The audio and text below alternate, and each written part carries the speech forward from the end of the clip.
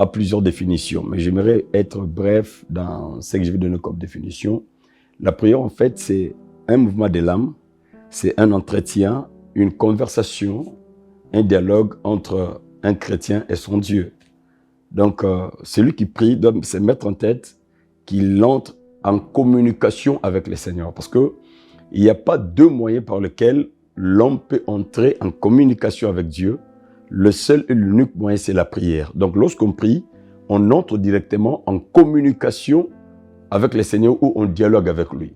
Dans la prière, l'homme exprime ce qu'il a comme besoin, comme charge, comme désir, et Dieu lui donne ce qu'il a de meilleur pour lui. La prière a plusieurs avantages.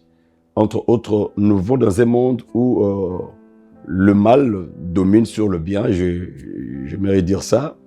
Mais avec la prière, nous sommes à l'abri. Depuis que le diable a été jeté sur la terre, il y a un ange qui a dit dans Apocalypse 12, « Malheur à la terre et aux habitants de la terre. » Pourquoi? Parce que le diable est descendu vers vous, animé d'une très grande colère, parce qu'il a peu de temps.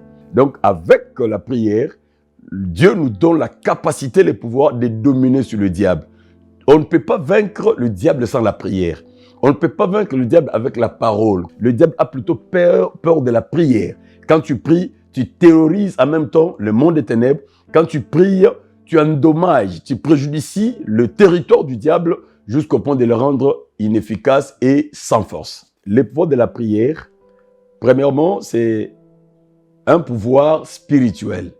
Parce que vous allez convenir avec moi que ce monde est dirigé par ce qu'on ne voit pas. L'invisible dirige le visible. Avoir remporté la victoire sur le spirituel. Alors, pour avoir la victoire sur le spirituel, il faut être un homme et une femme de prière.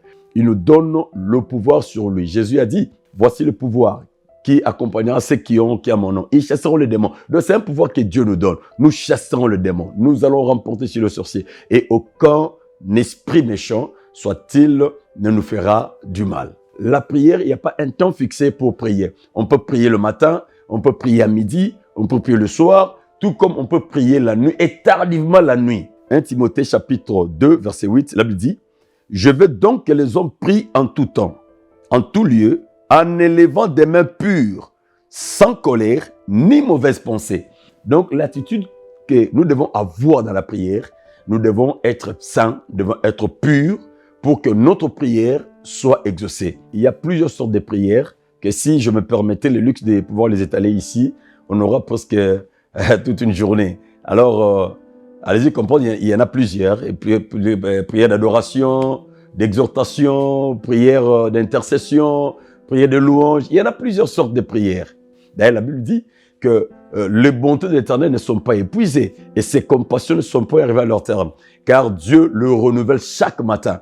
Dieu renouvelle sa bonté chaque matin dans ma vie. Et ça peut être pour moi une occasion qui me pousserait de pouvoir l'adorer. Et chaque matin, avant de quitter mon lit, je me mets à genoux, je lève mes mains pures et je l'adore. Je dis, Seigneur, tu es merveilleux. Ne fût-ce que pour le souffle de vie qu'il m'a donné, le plus grand miracle, le premier d'ailleurs, le plus grand miracle et le premier pour lequel je dois glorifier Dieu, c'est le souffle de vie que Dieu m'a donné, qu'il vous a aussi donné.